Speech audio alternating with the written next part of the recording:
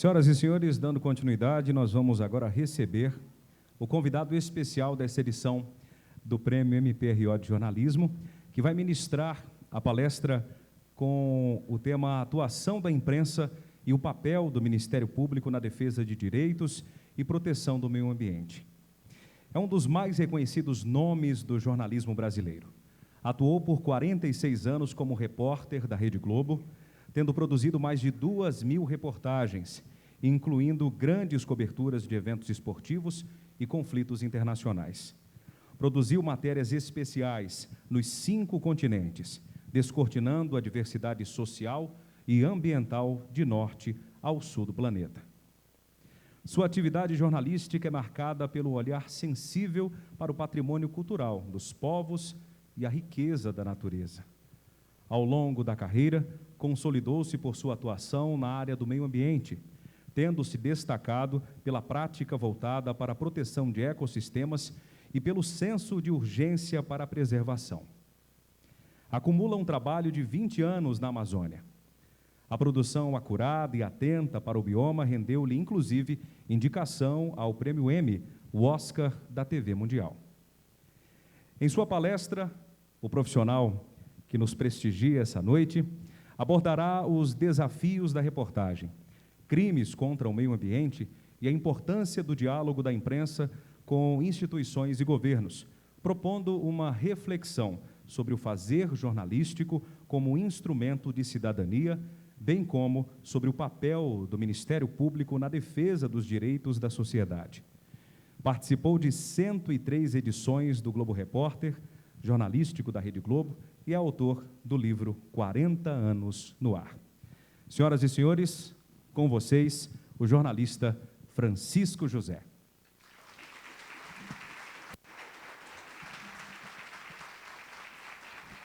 Minhas amigas, meus amigos de Rondônia, eu quero, antes de tudo, agradecer ao Procurador-Geral de Justiça, Dr. Ivanildo de Oliveira, pelo convite para estar aqui com vocês. Agradeço extensivamente a todos aqueles do Ministério Público que aprovaram esse convite e a minha participação.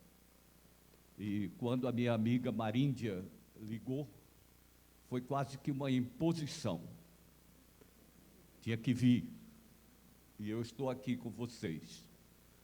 Eu perguntei, Maríndia, eu vou falar sobre o quê? Ela disse, você trabalhou sempre nessa ligação Ministério Público-Imprensa, que é da maior importância, tanto para o jornalista, quanto para o Ministério Público, que tem o seu trabalho divulgado e que respalda o trabalho do jornalista. Essa parceria é da maior importância. E a partir do momento que o próprio Ministério Público cria um prêmio de jornalismo para incentivar os jornalistas de um estado como é Rondônia, é uma demonstração da necessidade de que todos se motivem para participar do prêmio, mesmo aqueles que não tiveram oportunidade de fazer uma grande reportagem desse período, mas que o prêmio vai continuar, e escrever sempre, porque isso é uma motivação muito importante. Na minha cidade, cidade que eu adotei para viver, Recife, eu participei de vários prêmios no início da minha carreira. E era uma festa. A alegria de entrar e ganhar um prêmio na minha cidade, com os meus amigos jornalistas, com os companheiros de imprensa, foi para mim da maior importância. Então, eu imagino hoje a expectativa de cada um de vocês que está esperando para pegar um daqueles troféus ali, para ver a sua reportagem de televisão divulgada aqui, de fotografia, de jornais, me parece que são 5 categorias, e essa emoção é muito grande, eu já passei por ela. E eu não tenho nada de diferente de vocês. O que eu tive foi mais oportunidades e lutei por elas. Então, quero falar diretamente para aqueles que estão aqui, já profissionais, ou aqueles que estão ali, ainda estudantes de comunicação. Ninguém vence sem lutar para vencer. Ninguém chega a lugar nenhum se não procurar se superar para fazer bem o seu trabalho. E eu fiz o meu trabalho sempre procurando pular os obstáculos, vencer os obstáculos, voltar com a reportagem, sempre com um compromisso com a verdade, como foi citada aqui. O papel da imprensa é falar a verdade. Foi aniversário da minha mulher, que também é repórter, Beatriz Castro, antes de ontem. A Sônia Bride, que é repórter, está numa região do Rio Javari, fazendo um programa especial que vai ao ar brevemente no Fantástico. E ela, falando comigo, disse: Chico, aonde eu vou na região do Rio Javari, as pessoas falam em você. Eu falei: falam de bem? Só falam de bem. Aí eu disse para ela, aqui eu procurei a vida inteira ir e voltar aos mesmos lugares, para as pessoas conferirem o meu trabalho, porque uma coisa é ir gravar a reportagem e ir embora, e falar o que quiser. Televisão tem o advento da imagem, você não precisa falsear a verdade, é só mostrar as coisas. Eu trouxe um vídeo que vou apresentar aqui, quando a Maríndia fizer o sinal para mim, eu não sei nem onde ela está, ali. Ela vai fazer o sinal, já falou demais, corta e mostra o vídeo. E aí eu vou mostrar esse vídeo, que são reportagens de superação. E ela me disse: você vai falar do desafio das grandes reportagens. Foram grandes desafios. Quando o Ministério Público foi criado, há 40 anos, eu já estava trabalhando na Globo, fazendo reportagens há 6 anos. 46 anos, gente, são quase 5 décadas. Eu envelheci fazendo reportagens, envelheci andando pelo mundo, pela Amazônia, pela África, mergulhando nos 7 mares. Andei muito por aí, em busca da notícia, em busca do inusitado. Reportagens muitas vezes difíceis de fazerem. E fui alcançando, mas não existiriam as grandes reportagens se não fossem as pequenas reportagens que eu fiz no início. Vocês não devem se limitar a fazer a pauta, só a pauta. E se não tem outra solução, faz bem a pauta. Faz a reportagem completa. Não vai lá só porque tem a obrigação de fazer. Procura fazer bem. E fazer bem não é fazer melhor do que os outros. Não há esse tipo de competição. Eu tenho um companheiro, amizade fraterna com todos os repórteres da Globo, pelo tempo que eu estou lá. Nunca houve concorrência, só amizade e incentivo. Um passa o incentivo para o outro. Isso é fundamental. Eu, durante muito tempo, eu fui contratado pela Globo, em janeiro de 1976, para ser repórter esportivo, porque eu já era repórter esportivo num jornal, e já tinha feito a cobertura da Copa do Mundo de 1970. Como? Ganhando o concurso de reportagem interno do Jornal do Comércio de Recife, que é o principal jornal de lá. Me empenhei, e não fiz nem matéria sobre esportes, fiz uma página inteira sobre, em dólar, quanto vale um sapo, porque voltando de um jogo do Náutico em Campina Grande, eu parei num restaurante de beira de estrada e uma caminhonete que estava coberta pela lona ficava pulando. Aí eu falei: tem alguma coisa viva naquela caminhonete. Fui lá, puxei, levantei, era uma caminhonete cheia de sapo. Aí eu procurei: quem é aquela caminhonete? Ela disse: é minha. Eu disse: amigo, o que é que você vai fazer com aqueles sapos? Aí ele disse: vou levar para o Cortume, para tirar o couro e mandar para o exterior, para fazer bolsas, sapatos, cintos. Eu falei: isso é um crime ecológico, amigo. Ele disse: vai dizer isso ao dono do Curtume. Aí eu disse, onde é o Curtume que eu vou dizer a ele? Mas eu já fui com o intuito de fazer a reportagem. Então, era uma coisa tão inusitada, fardos, made in Brasil, do chão até o teto, esperando que fossem levados para Nova York, fossem exportados. E essa matéria em dólar, quanto vale o sapo, feita por acaso, grande parte das minhas reportagens foram feitas por acaso, descobertas na hora, muitas feitas de improviso, porque o jornalista, e eu não preciso ensinar isso a vocês, eu só quero passar para vocês motivação no trabalho, vontade de fazer, senão não é jornalista. Procura outra profissão. Vai fazer informática, que é muito mais rentável do que fazer jornalismo. Então, se você quer realmente, está no sangue que você é jornalista, luta para fazer bem o seu trabalho. Senão vai ser um repórterzinho a vida toda. E eu sei que esse não é o objetivo de ninguém. Não pode acomodar, não pode desistir. Tem que enfrentar. Um dia não dá certo, um dia a matéria é muito ruim, mas vai chegar o dia que você vai ter oportunidade de fazer uma grande matéria. E eu procurei pautar sempre as minhas matérias. Eu me recordo, eu até anotei aqui, eu fui o primeiro repórter da Rede Globo Nordeste, repórter de rede. Durante 10 anos, eu mostrei o Nordeste de forma inédita ao Brasil. E me dei muito mal com isso, porque eu aprendi a fazer televisão fazendo reportagem. Não existia o curso de comunicação.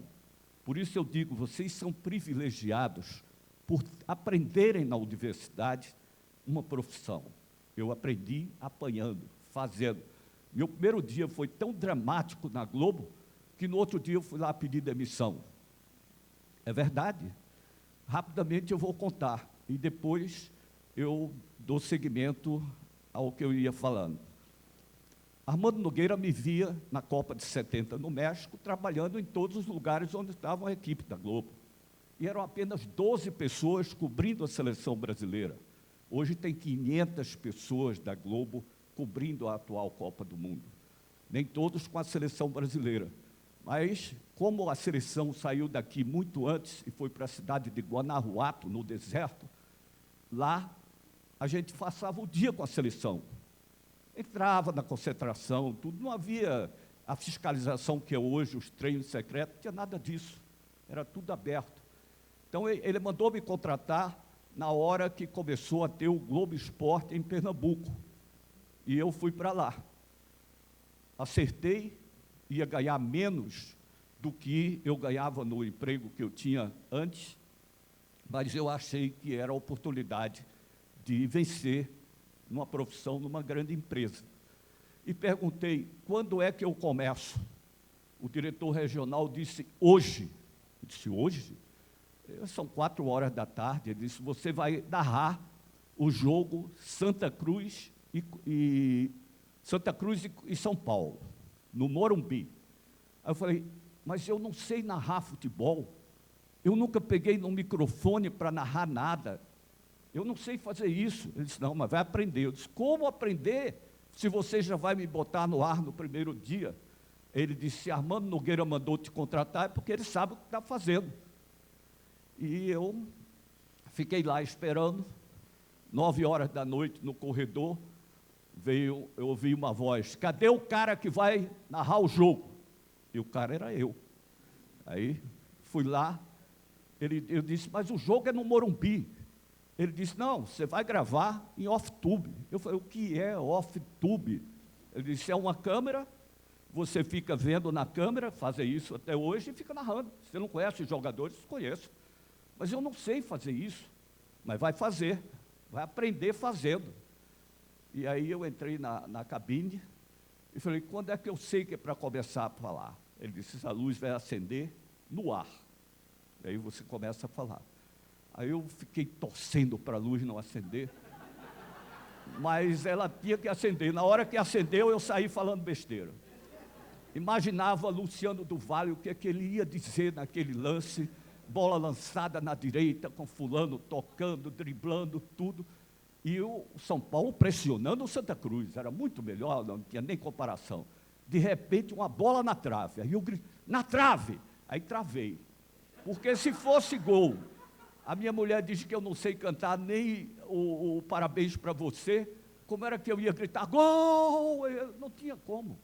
Fiquei torcendo, o jogo foi 0-0, graças a Deus. E aí, o mesmo cara que me chamou antes para ir para a Ocorra, disse, agora vai para o estúdio que você vai chamar os gols dos outros estádios. Eu falei, como é que chama gol dos outros estádios? Ele disse, você vai dizer que no Maracanã foi 1-0 para o Fluminense, gol de Rivelino e Narra. Você não conhece os jogadores? Conheço. Rivelino jogando no final da carreira dele pelo Fluminense. Aí eu chamava o gol de Rivelino, entrava o gol do Beira-Rio. Eu chamava do Beira-Rio, entrava do Mineirão. Nada dava certo. E teve mais um detalhe. Quando eu entrei, vi pela primeira vez um estúdio de televisão pronto para alguém estrear. Sentei na frente da câmera pela primeira vez. Eram refletores imensos. E o ar-condicionado, antigo daquele... Eles desligavam o ar-condicionado para não interferir no áudio. Aí é que o calor era demais. Eu todo suado, de medo e do calor. Aí entra ele e diz, bota pó na cara dele que está brilhando muito. Eu falei, a minha cara não vai botar pó não, né? Naquela época, machão nordestino, do sertão, ia botar pó na cara. Hoje, se for preciso, já anda até com pó no bolso. Mas naquela época, aí ele disse, cadê o pó de Maria Anunciada, que era a apresentadora da noite, foi lá e chegou no meu rosto, besteira, rapaz, Cid Moreira e Sérgio Chapelin fazem isso, por que é que tu não quer fazer? E foi. E eu desci, parei numa lanchonete, todo mundo, eu não tinha jantado, todo mundo olhando para a minha cara, e eu falei, pô, será que esse povo estava vendo aquelas besteiras que eu estava falando na televisão, chamando? Não era não, era o pó na cara, que eu tinha esquecido de tirar. No dia seguinte eu fui lá e disse, ó, essa não é a minha praia, não vou ficar, porque eu não sei fazer isso. Aí ele disse, quem entende de televisão sou eu, que estou há mais de 30 anos fazendo, vim do Rio para aqui e todo. Você vai aprender fazendo, e não vai desistir não, porque Armando Nogueira confia em você. E eu fiquei 46 anos aprendendo. Cada reportagem, para mim, foi uma nova lição. 103 Globo Repórteres, como ele citou, é como se durante 3 anos só eu fizesse a principal reportagem da televisão brasileira. E para fazer isso, você tinha que estar preparado, mas você continua aprendendo. Quem acha que sabe tudo em telejornalismo, na realidade não sabe nada. Você tem que ter a humildade de sempre aprender, de ouvir os companheiros de trabalho, de reconhecer o trabalho deles. Ele citou que eu escrevi um livro, quando eu completei 40 anos, eu escrevi 40 anos no ar. E dediquei, normalmente dedico à esposa, aos filhos, tudo, eu dediquei a eles, que ficam por trás das câmeras, que operam o áudio, que fazem a iluminação e que nós dependemos muito do trabalho deles. Sem o trabalho do repórter cinematográfico, não havia razão da televisão existir, porque eles gravam as imagens, eles fazem as imagens que ilustram os trabalhos na televisão e praticamente correm os mesmos riscos que os repórteres correm e deveriam ter a mesma condição que os repórteres têm e não são reconhecidos. Quando eu comecei a fazer, voltando ao início, a mostrar o Nordeste de forma inédita ao Brasil, eu sofri muito bullying. Dentro da Globo, era um massacre. Pela minha maneira de falar, que eu mantenho até hoje, eu ganhei ritmo de narração, mas eu continuo falando, arrastado, feito nordestino, sertanejo. Eu nunca aceitei sair do Recife para ser correspondente no exterior nem ir morar no Rio, nem em São Paulo. Daí, eu falo para vocês que estão aqui em Rondônia, que eu vivi na mesma situação de vocês. Na cidade do interior, fui para uma cidade, uma capital, e ali eu comecei a mostrar o meu trabalho. Quando eu entrei, a seca era violentíssima no Nordeste. Era recordista mundial de mortalidade infantil. E as pessoas morriam de sede e de fome. E era durante a ditadura militar. E eu não podia falar, uma das palavras proibidas era fome. Mas não precisava. Chegava numa casa de parede de barro, coberta de palha, sem água, tinham que andar um jumentinho com ancoretas, aquelas reservatórios que levam amarrados na coisa, uma distância grande, era quase que o dia todo para ir e voltar em busca de água. E eu mostrava um fogão a lenha, por exemplo, que não era aceso há 10 dias. Aquele fogão estava apagado. A imagem das crianças desnutridas, magrinhas, olhando para a gente, como quem diz, não vão fazer nada por nós. Então eu comecei ali a fazer as denúncias, embora as pessoas que moram na cidade, que moram em Recife, me viam e diziam, por que você só mostra desgraça? Aí eu falei, vai lá para o sertão, ver a situação das pessoas. Eu acho que o papel da imprensa é denunciar, e eu estou fazendo isso. Nessa mesma época, eu contei com o Ministério Público para fazer uma denúncia fortíssima. Na Paraíba, matavam 6, 7, 8 baleias por dia. Iam para o alto mar, navio japonês, com um canhão na proa, um desgraçado de um japonês que não falava uma palavra em português, nem falar com ninguém. Na hora que avistava a baleia, ele vinha, pegava o canhão e não errava um tiro. Quando ele acertava o dardo imenso na baleia, prendia a baleia, o mar distante da terra é azul, de tão limpa que é a água. E ali, aquela água ficava vermelha de sangue. E foi o Ministério Público que entrou na briga com a nossa equipe para que eles me levassem no barco. Que aquilo era um absurdo, e eu fui fazer a primeira reportagem. Nós fizemos as reportagens, depois o Ministério Público, com as imagens que chocaram o Brasil, foi em cima, denunciou, e a Câmara dos Deputados assumiu também a parte e proibiram as baleias. Há 2 meses, eu fui para a Bahia fazer uma palestra, e promovida pelo Instituto Baleia Jubarte. E eles me disseram que os dados atualizados é de 20 mil baleias no litoral do Nordeste esse ano. Se tornou muito mais rentável para o povo que vai fazer o turismo, que vai ver a baleia de perto, do que se estivesse matando. Na África também é assim. Fui muitas vezes à África, a vários países, fazer a matéria. E os guias, um com uma cicatriz imensa no rosto, ele dizia, não, depois que proibiram a caça, proibiram matar, isso foi no Quênia, proibiram matar os leões aqui, nós passamos a viver melhor com o turismo, porque nós recebemos gratificações em dólares, nós temos salários para levar o turista para ver os animais, e os animais não atacam. Eles deixaram de ser, o homem deixou de ser inimigo deles. Mas eu mostrava também o lado positivo das coisas. Por exemplo, um bloco de carnaval do Recife que chama Galo da Madrugada. No primeiro ano que eu fiz, tinha 74 pessoas.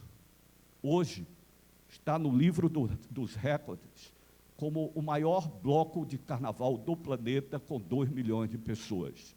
Quando eles completaram 40 anos, eu me tornei boneco gigante, eles fizeram uma homenagem e eu estava lá no meio do povo, feito boneco, dançando. Então, tem o lado bom e tem o lado negativo. O Ministério Público aqui, ele tomou uma iniciativa que é fundamental em todos os estados. Todos deveriam fazer isso.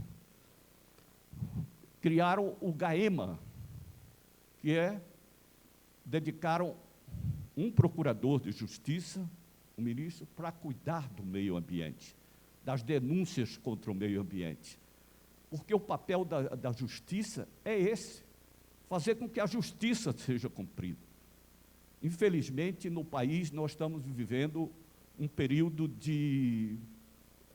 muito difícil, onde, em muitos lugares, a lei não é cumprida. Onde o Ministério Público não é atuante, a lei deixa de ser cumprida, daí os desmatamentos, as invasões nas terras indígenas. E eu fiquei mostrando o Nordeste, depois passei a mostrar a Amazônia. Vinha muito a todos os estados aqui.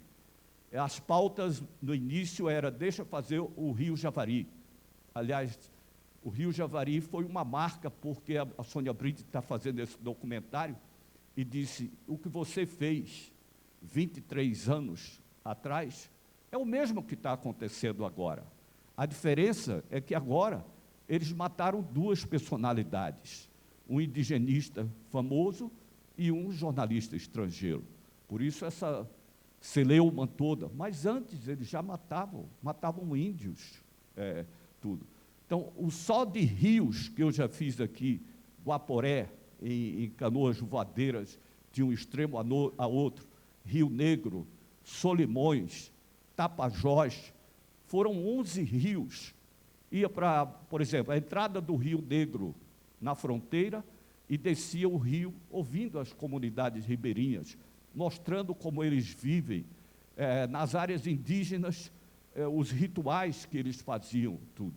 E isso dava um resultado impressionante, em termos de curiosidade das pessoas aprovarem aquele trabalho que estava sendo feito. Fiz o Lago Curiã aqui 3 vezes, porque a forma como eles obedeciam o período do defeso, para não pegar o pirarucu naquela época, e só as comunidades autorizadas era que podiam pescar o pirarucu. Eu até escrevi aqui, Guaporé, Solimões, Negro, Tapajós, garimpo no Rio Madeira. Eu fiz aquela época que tinha mais de 2.000 balsas aqui no Rio Madeira, mais abaixo, e de um lado era Bolívia e do outro. E eu lembro bem que foi um programa inteiro que eles diziam, aqui não tem lei, se houver algum problema, a polícia não entra aqui, aqui ninguém tem nome, aquele é Zezinho, aquele é careca, aquele é carioca. E aí teve até um momento desagradável para mim, porque um garimpeiro chegou e disse, ih, o repórter está com malária. Eu falei, como é que você sabe que eu estou com malária? Aí ele veio, abriu o meu olho e disse, olha o olho amarelo dele, ó. Tá vendo, ele está com febre. E eu estava realmente, olha, já era o meu último dia lá, e fui embora com uma malária pesada, e passei a tomar quinino para tudo. Até uma lembrança triste que eu tenho de Rondônia, mas as outras superaram esse momento. O que foi que eu anotei mais aqui para falar com vocês? Eu passei a me dedicar. Depois comecei na parte esportiva, depois reportagens gerais, no Nordeste, depois fui para a Amazônia, e até que a Maríndia me botou para fora daqui. Ela sabe disso. Porque a Globo adotou a política, até por questões financeiras, para que as reportagens fossem feitas pelos repórteres dos estados, das praças. Então, quando tinha alguma coisa em Rondônia, não precisa o Chico José ir para lá, que vai gastar uma fortuna levando a equipe para lá, tudo. Manda a Maríndia fazer. E ela me botou para fora, ela sabe disso. Nos outros estados também foram assim. Os repórteres da Globo deixaram de ir para que os da praça, eu considero uma política absolutamente correta, até agora está adotando isso para o Globo Repórter também. Eu saí, meu último Globo Repórter na Globo foi em abril desse ano, no Atol das Rocas, mostrando o Atol das Rocas e as ilhas desabitadas de Noronha. Eu vim a fase de fazer matérias sobre o meio ambiente.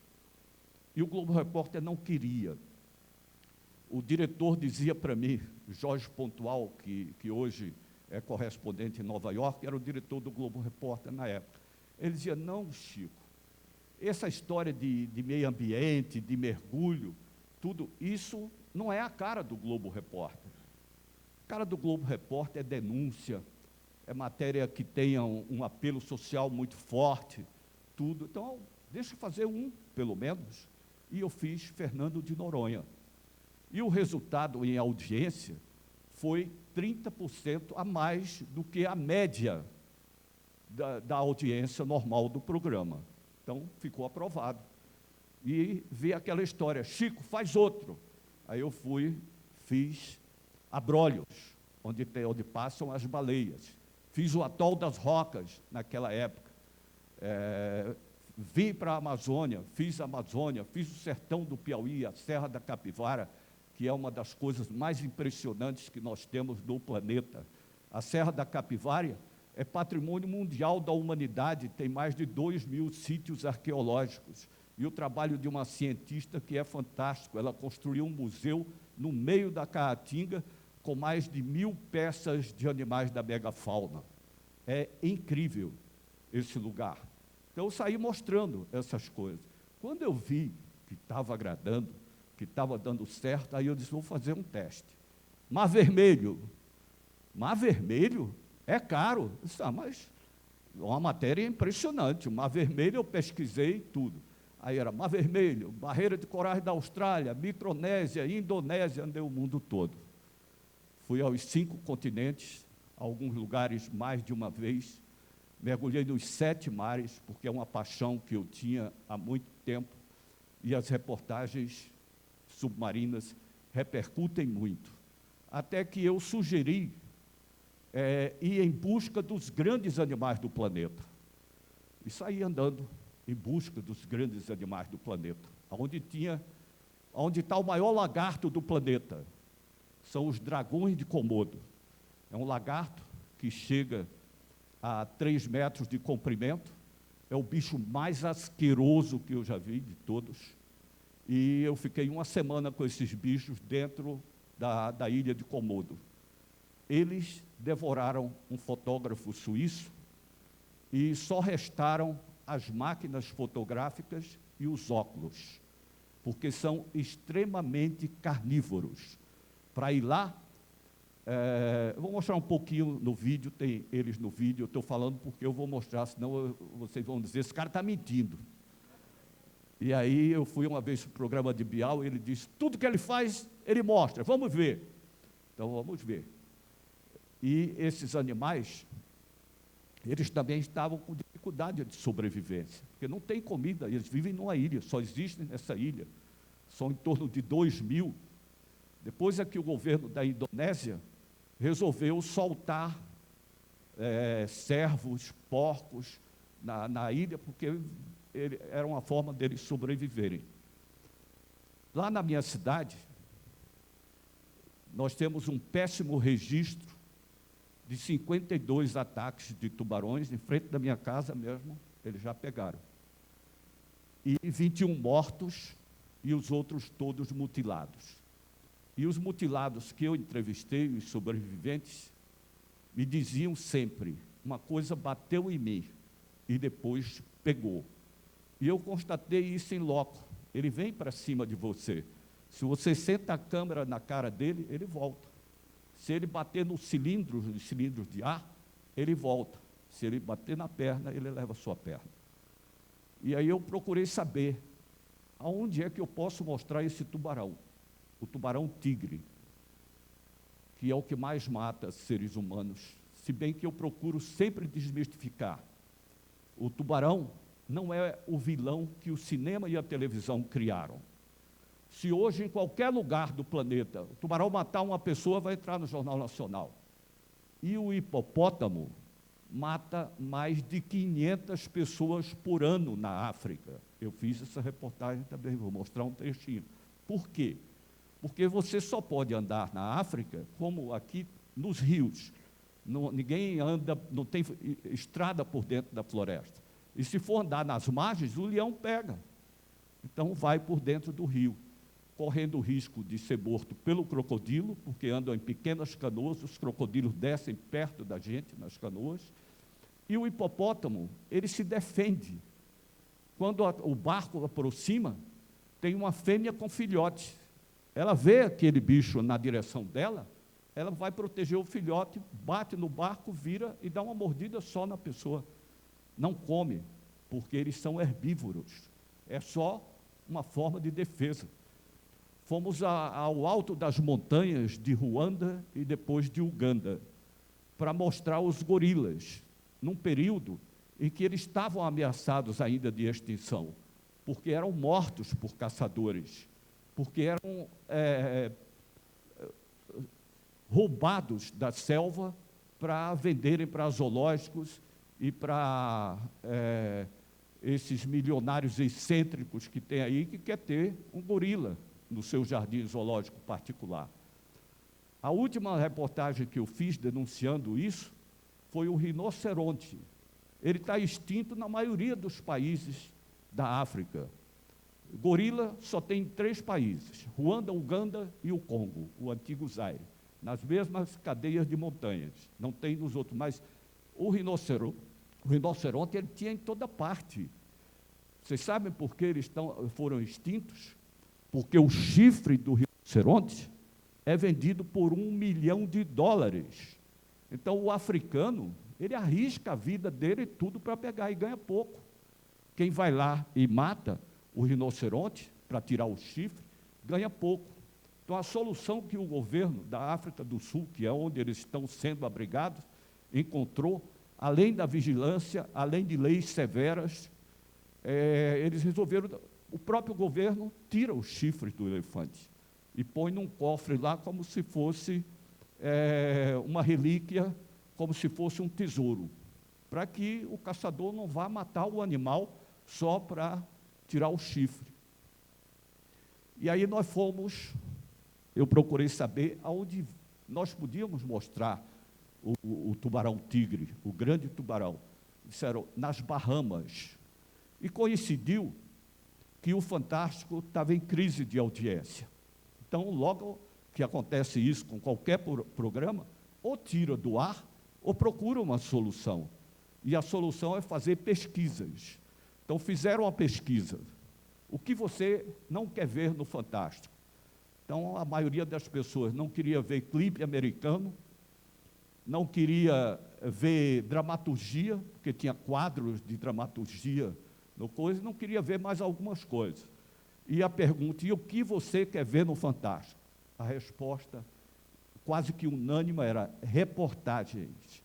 Aí o diretor do Fantástico ligou para mim e disse, Chico, aconteceu isso, tem pautas para fazer?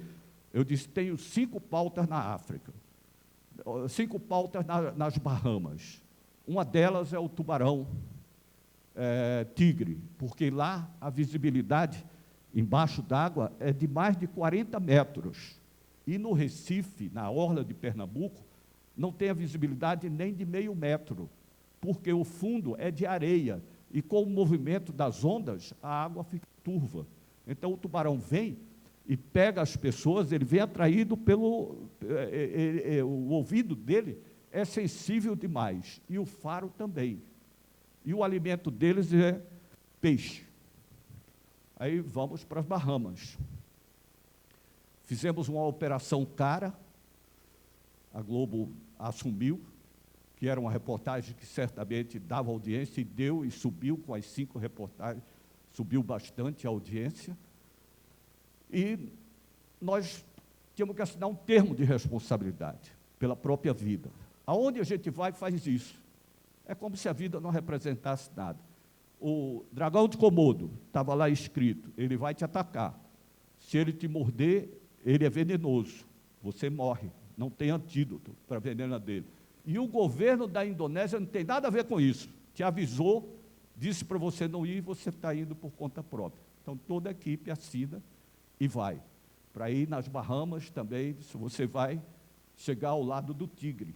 E o tigre ele pode não fazer nada com você, mas há 2 anos essa operação para esse lugar, no abismo das Bahamas, foi proibido porque ele arrancou a perna de um turista alemão. Então está proibido. Conseguimos autorização, pagamos caro, fomos para lá e fizemos imagens incríveis. Ele veio pelo menos 5 vezes para cima de mim, eu tirei com a câmera, e aí, como eu já estava ficando amigo de algum deles, já afastava até com a mão, vai para lá, e ele saía. São animais de 4 metros. E teve uma hora que ele veio, abriu a boca, e eu perdi a chance de fazer. Eu disse, se ele vier de novo, eu vou filmar dentro da boca dele. E filmei. Está aí a imagem, para vocês não me chamarem de mentiroso.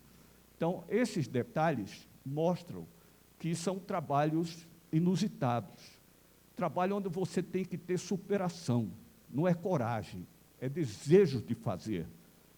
Na hora que eu fui para os gorilas, que as pautas foram aprovadas, eu saí e fui aonde estavam os repórteres cinematográficos. Eu disse, olha, eu aprovei a série na África, quem é que está na vez para ir comigo? Aí todo mundo, eu. Eu disse, não, você não que é frouxo, vai correr com medo do gorila, você não, dos 3 aí, quem é que está na vez? Eu estou na vez. Eu disse, então, tira o braço aqui e diga, eu juro que se o gorila me atacar, eu vou filmar até a morte. Eu juro que se o gorila atacar o repórter, eu faço ele matando o repórter. Era uma brincadeira, mas era também para saber que não era para correr com medo do bicho. Porque se você corre com medo de um tubarão, o tubarão te pega. Se você vai correr com medo do gorila, o gorila vai te pegar. Então, é simplesmente ir com convicção de que não vai acontecer nada, fazer um apelo ao Padre Cícero e ir embora. Dito isso, acho que meu tempo está esgotado, eu vou pedir ao Carlos para passar o vídeo. Esse vídeo não é específico para aqui, é um vídeo que eu peguei para trazer, para mostrar a necessidade da motivação para fazer o trabalho, mesmo que ele seja difícil. E tem também os micos, tipo cair do rapel, tipo virar a canoa na Amazônia, e tem um trecho da reportagem com os índios Enauê e Nauê, feitos aqui na área do Juruena, perto de Correio, que nos levou à primeira fila do Teatro Lincoln Center, em Nova York, como finalista do Prêmio Emmy. Eu espero que vocês tenham entendido o meu recado, de que não se acomodem. Quem está começando, quem já está trabalhando, procura fazer o melhor. Pensa em você, no seu futuro. E não pensa em ter que ir para o Rio, ter que ir para São Paulo. Eu nunca precisei sair da minha cidade, ia e voltava sempre para a praiazinha dos Tubarões. Agradeço a atenção de vocês e eu quero saber, Maríndia, se tem perguntas ou se encerra por aqui. Por favor, mata essa curiosidade. Alguma empresa de seguro aceitou fazer o seu seguro? Eu não ouvi, doutor Heriberto, repita, por favor. Alguma empresa de seguro aceitou fazer o seu seguro de vida? A minha mulher vive dizendo, você tem que fazer um seguro para mim. É muito bom. Mas eu procuro sempre, normalmente eu não ponho a minha equipe em risco. É arriscado. Quem filmou aquela escada toda enferrujada, tudo passou pela mesma situação que eu, levando uma câmera pequena, mas levando uma câmera. Então, há situações em que eles tomam a iniciativa de fazer, outras não. Naquela região, que é uma ilha do Oceano Pacífico, que eu falo 100, 200, 300, nós fomos para lá e eu levo sempre um mergulhador de Fernando de Noronha, porque eles filmam muito bem e não tem medo de bicho e mergulham muito fundo, que muitas vezes é preciso ir fundo. Quando nós estávamos lá, que ancoramos perto da ilha, ela é desabitada. e inóspitas, são montanhas muito grandes. Então, tinha muito tubarão. Os tubarões estavam ao redor e barbatanas imensas, que você vê o trabalho. Então, eu senti que ele estava temeroso, porque ele tem família, eu também tenho, mas... E aí ele disse, Chico, nós vamos ter que mergulhar aí mesmo. Eu disse, olha, amanhã eu vou primeiro, levo a câmera, tem 2 câmeras e vou. Se eu voltar, se correr tudo bem, aí você vai depois. Aí eu voltei vibrando, tem tubarão demais, vamos embora fazer, que é muito bom. E fomos e conseguimos fazer, mas sem seguro de vida. Boa noite, meu nome é Mirla, sou acadêmica de jornalismo da Uni, nós somos a turma 3, e nós vimos uma matéria muito chata, né, dizendo que o nosso curso é onde as pessoas mais se arrependem. Em algum minuto você se arrependeu de ser comunicador depois de todo esse trabalho? Não, eu nunca me arrependo, porque se eu fui, é porque eu concordei em fazer. Muitas vezes, você vai e a matéria não acontece. Eu fui fazer uma série de 5 reportagens em Angola para o Fantástico. E uma delas era a palanca negra gigante, que é um dos símbolos de Angola. Está na camisa de futebol deles, está na bandeira, tudo. É um alce muito grande, preto, e não encontramos. Andamos o deserto à procura, depois veio a explicação, que a gente não encontrou porque eles estavam extintos. Os guerrilheiros, na Guerra Civil, se refugiavam naquela região e matavam as palancas para comer. Eu voltei decepcionado. Sentei num lugarzinho, no povoado que tinha à beira da estrada, e na hora que nós estávamos esperando o almoço, estavam falando, eles falam muito alto, estavam falando alto, dava para perceber tudo. E aí um disse, que homem é seu Chico Tenco, que tem mais de 40 mulheres e mais de 150 filhos. Aí eu pulei da cadeira, fui lá, aí disse, amigo, isso é verdade que você está falando? Isso é verdade, sim, senhor. E eu disse, onde é que vive esse sultão? Ele saiu, chamou um rapaz lá, e aí ele veio, e disse, esse aqui sabe onde é. Eu mandei a produção dar um dinheiro para ele e fomos embora para lá, e era verdade. Então, a matéria que não existia se tornou a matéria que fez mais sucesso no Fantástico. O cara tinha 49 mulheres, a primeira mulher dele original tinha o nome de Eva e era a parteira do grupo. E quando nós estávamos lá, nasceram os 151 e os 152 gêmeos. Nós esperamos porque ela estava para nascer, e a parteira disse, nasce de hoje para amanhã. Aí nós ficamos e fizemos.